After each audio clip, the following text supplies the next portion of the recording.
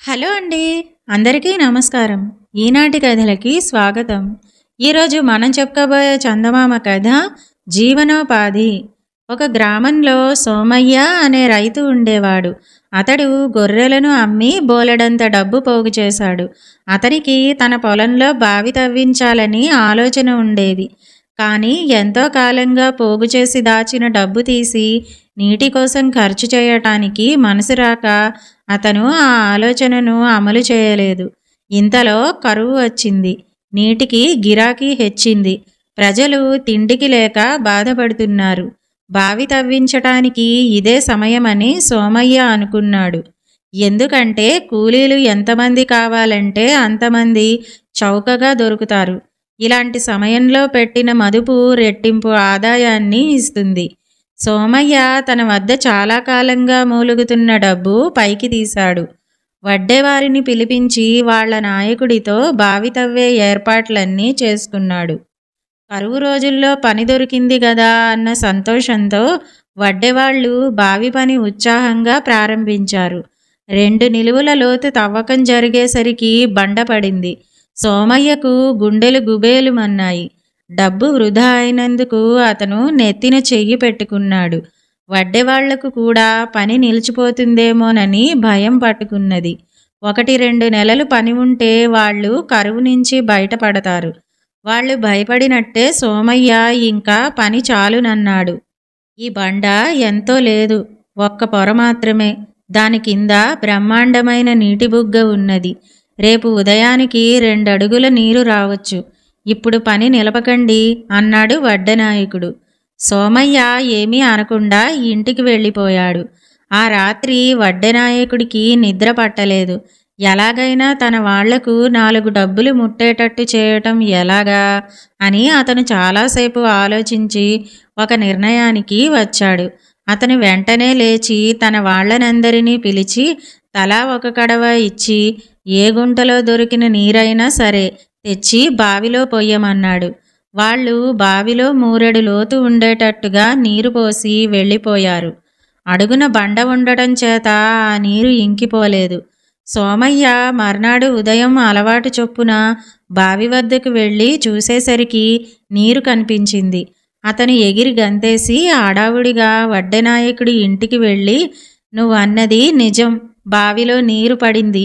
పని నిలపను, రండి పని సాగించండి" అన్నాడు. "లేదు సోమయ్య గారు, మేమంతా మరో గ్రామం వెళదామనుకుంటున్నాం.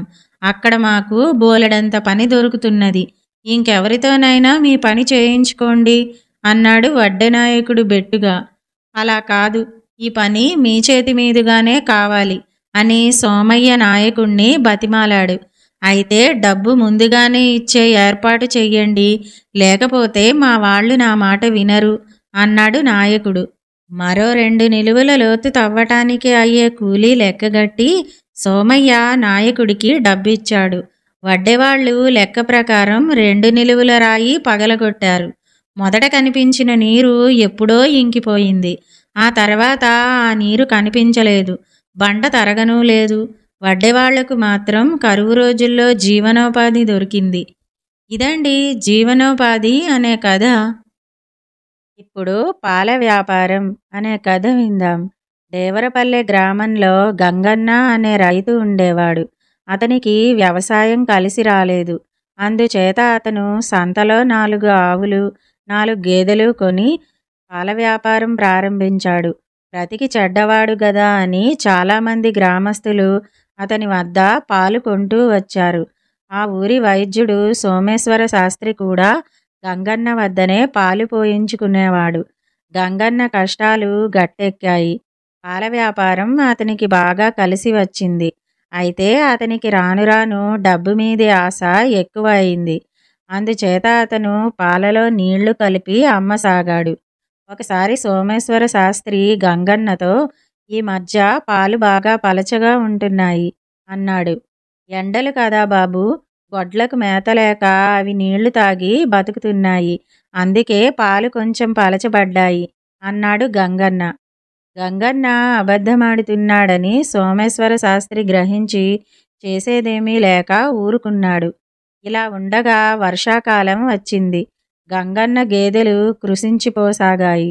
ఆ గ్రామంలో మనుషులకు, పాడి పశువులకు కూడా వైద్యం చేసేది సోమేశ్వర శాస్త్రే. అందుచేత గంగన్న శాస్త్రి వద్దకు వచ్చి తన గేదెలు ఎండిపోతున్నాయని చెప్పి మందు అడిగాడు. గంగన్నకు బుద్ధి చెప్పడానికి శాస్త్రికి మంచి అవకాశం దొరికింది. ఆయన ఒక సీసాలో ఏదో పచ్చని ద్రవం పోసి ఇచ్చి, గంగన్న, ఈ మందు ఉదయం పూట కుడితిలో కలిపి నీ గేదెలకు ఇయ్యి అని మందు ఖరీదు కింద 2 రూకలు తీసుకున్నాడు.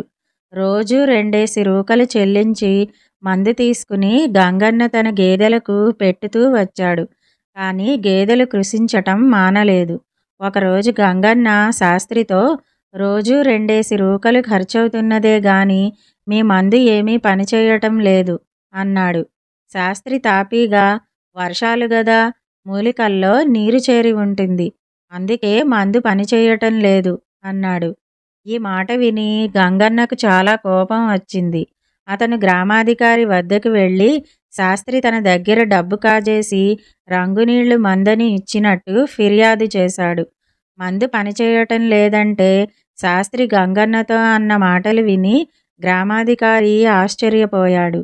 గ్రామాధికారి శాస్త్రిని పిలిపించి, గంగన్నతో మీరు ఇలా ఇలా అన్నారట, నిజమేనా అని అడిగాడు.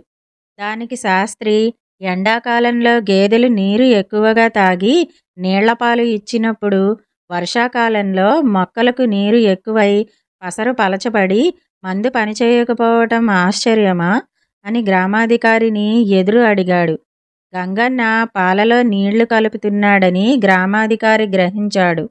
గంగన్నకు బుద్ధి చెప్పడానికే శాస్త్రి అలా చేశాడని కూడా అర్థమైంది.